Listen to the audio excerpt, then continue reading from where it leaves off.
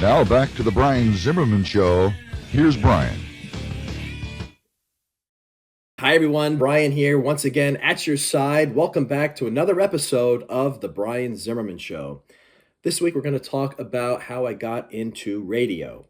I apologize for those who heard this story already, but back in high school, you come to a point where you have to decide on what the heck you're going to do for the rest of your life, what career you want to choose.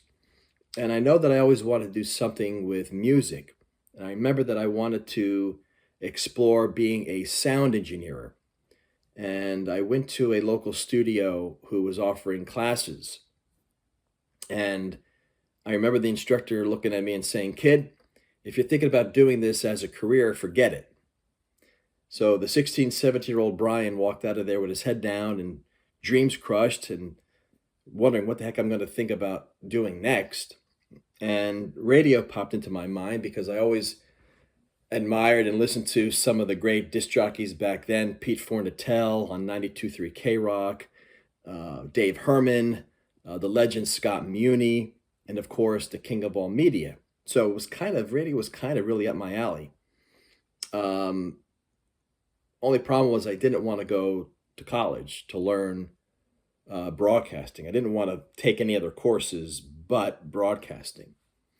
And the other option was to go to Connecticut School of Broadcasting, which everybody went to. I just didn't want to go there. Luckily, my guidance counselor found me a school in Trenton called the Bill Singer Training Center. And I went there and signed up for weekly classes. I graduated there with an FCC license, and then it was time to record and produce a demo to send out. Some of the radio stations that I was fortunate to interview with was WBRW in Bridgewater, which was at that time, it was a trailer out in the middle of a field. And I remember it was pouring rain that day, and I came into the studio there sopping wet. But it was cool. It was my first radio interview. WMGQ, I remember going to. Big fish tank and aquarium they had there, which was neat. I went to Star 99, and I also went to WKMB. And I remember handing the owner my demo tape at WKMB. He played it, and he turned around and said, "You sound like a girl." And then again, I found myself walking out of there with my head down, disappointed. And I had my work cut out for me because I had to redo the demo. And it took a while. I think a year or two. Then I went back to him, played the demo, my new demo tape, and he hired me for the weekday afternoon shift. And I remember calling Bill Singer, my radio instructor, and I said, "Bill," I said, "I finally got a radio job." And I says, "Can you do me a favor?"